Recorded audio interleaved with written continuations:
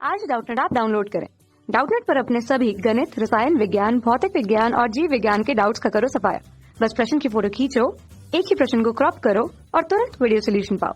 अभी डाउनलोड करें। नमस्कार दोस्तों, दिया गया प्रश्न है नेत्र के किस दोष को दूर करने के लिए अवतल लेंस का प्रयोग किया जाता है। विकल्प है पहला जरा दृष्टि दोष, दूसरा दूर दृष्टि दोष, तीसरा निकट दृष्टि दोष और चौथा दृष्टि वैषम्य। तो अगर बात करें हम लोग नेत्र के दोष की, ठीक है, तो नेत्र में जनरली होता क्या है, आप लोग जैसे कि सभी जानते हैं। यहाँ पर अगर हम नेत्र की लेंस की बात करते हैं, ठीक है, तो नेत्र लेंस से आने वाली आप क्या होगी, जो समांतर प्रकाश पुंज है या प्रकाश किरणें हैं, ठीक है, तो जैसे ही वो क्या होगी, नेत्र से टकराएगी। जैसे कि आप यहाँ पर देखिए, आने वाली प्रकाश किरणें नेत्र से जाने के बाद कहाँ पर प्रतिबिंब बनाती है, प्रतिबिंब का निर्माण जो है वो रेटिना पर करती है। और इसके फलस्वरूप अगर यहाँ पर हमारी कोई आकृति रखी गई है तो उसका जो प्रतिबिंब है वो कहाँ पर बनेगा, वो उल्टा हमें प्राप्त होता है, कहाँ पर, रेटिना पर, ठीक है। और ये क्या है आपका नेत्र लेंस।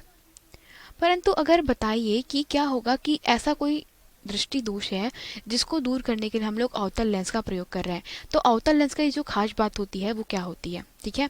सबसे पहले हम ये समझते हैं कि अवतल लेंस की जो खास बात होती है वो क्या होती है। तो अवतल लेंस में जनरली अगर आप देखें तो ये होता है कि आपके नेत्र के सामने अगर उसे रखा जा रहा है लेंस के सामने, तो आने वाली जो प्रकाश किरणें हैं वो क्या कर रहा है, उसको फैला दे रहा है।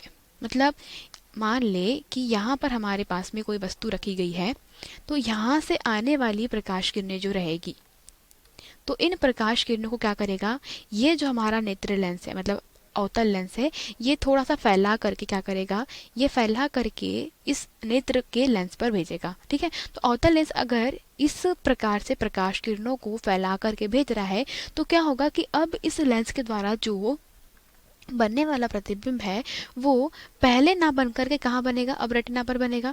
मतलब पहले यहाँ कहीं मिलता, मतलब ऐसे करके मिलता, लेकिन अब कहाँ मिलेगा वो, अब जो है वो रेटिना पर प्राप्त होगा। कहने का मतलब ये है कि अवश्य ही पहले कहीं प्रतिबिंब यहाँ बन रहा होगा। मतलब ये है कि इसको दूसरे चित्र के माध्यम से समझते हैं तो आपको ज़्यादा अच्छे से समझ में आएगा। दोनों का क्या करते हैं हम लोग, फिर कंपेरिजन करते हैं, मतलब हम तुलना करके देखेंगे कि क्या हुआ, ठीक है।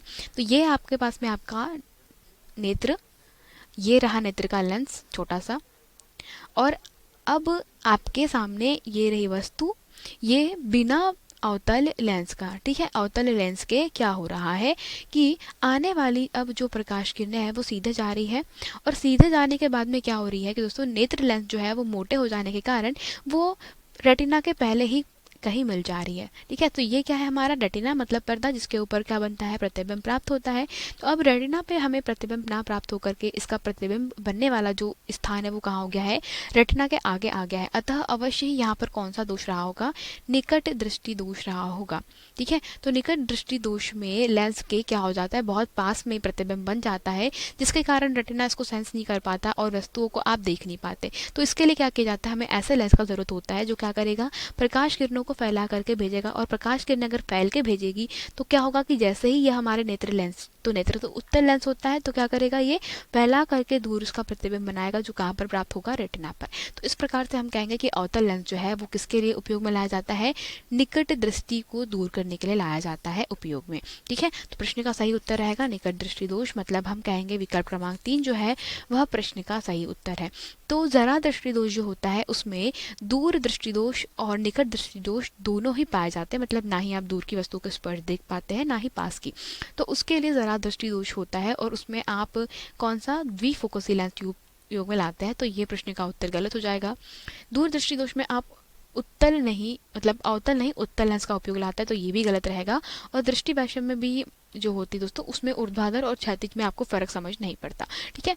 तो हम कह सकते हैं कि ये प्रकार के दोष में जो विकल्प क्रमांक 3 है वो हमारे प्रश्न का सही उत्तर होगा। धन्यवाद। कक्षा 6 से 12वीं से लेकर नीट, IIT, JEE वो एडवांस के लेवल तक 1 करोड़ से ज्यादा छात्रों का भरोसा। आज ही डाउनलोड करें डाउटनेट ऐप या व्हाट्सएप करें अपने सारे डाउट्स 8400 400 400 पर।